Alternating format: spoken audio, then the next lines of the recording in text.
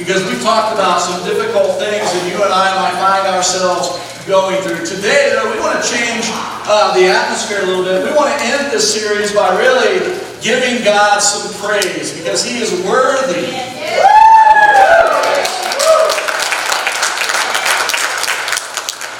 One of the emotions that God has given us, not only is it an emotion, but it's actually a spiritual fruit that I want to talk about today. And it's a three-letter word that you all know well, joy. If you're following along in your flyers or on YouVersion, I want to give you a chance to just grab those real quick because I'm going to try to get this message in about 8 minutes. Philippians chapter 4, verse 4 says this, "Rejoice in the Lord always, and again I say rejoice."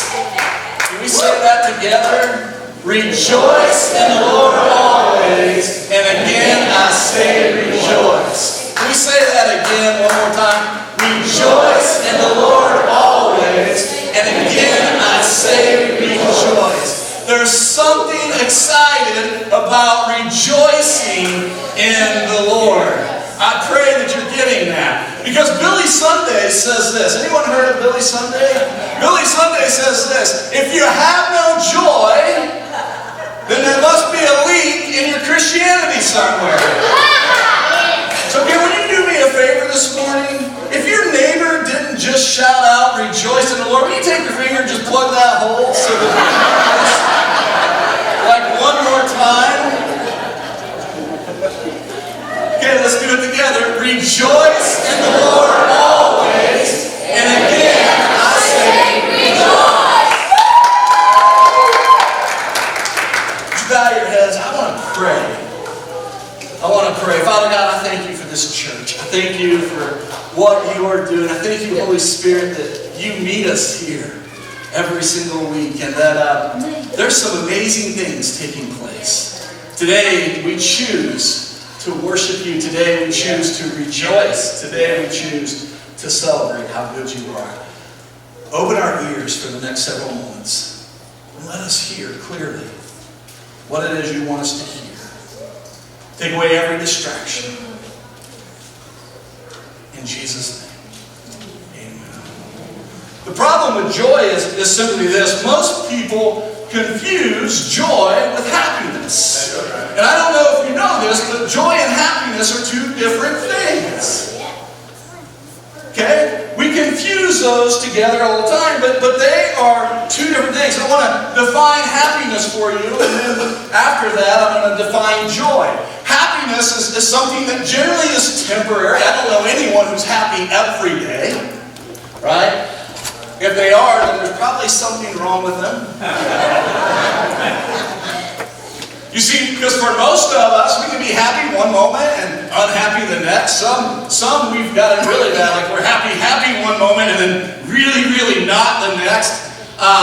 And happiness oftentimes is something that's circumstantial based on what's going on in our lives. In other words, when there's good things going on in our lives, right, we get really happy. Today's a happy day because there's some good things happening here at the Lighthouse Church. And there's nothing wrong with happiness. In fact, I want everyone to be happy. But there's a difference between happiness and joy.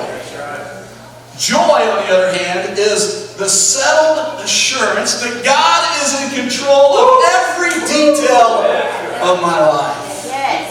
Joy is the confidence that ultimately everything is going to be alright. See, some of you are going through some stuff right now, but you can have joy, and that joy is the assurance that everything is going to be alright. And as a result of that, because God is who He says He is, because God will do what He says He'll do, we can give Him praise in every situation. That is why I like to say, rejoice in the Lord always. And again, I say, rejoice. Happiness and joy are two different things. Happiness deals with pleasure. Joy deals with purpose. happiness depends on the present, like what's going on right now, where joy leans into the future. I don't know, but if you're a believer in Jesus today, you have a future. That alone should get you excited. There should be some joy there.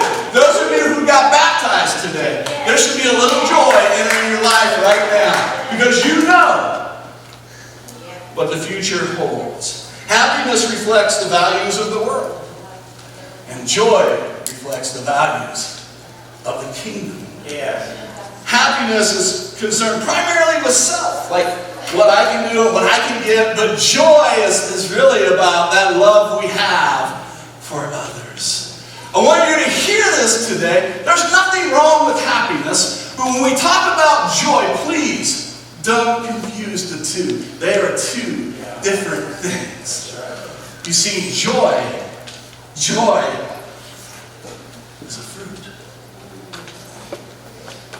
Three things that I think are important that you recognize about joy.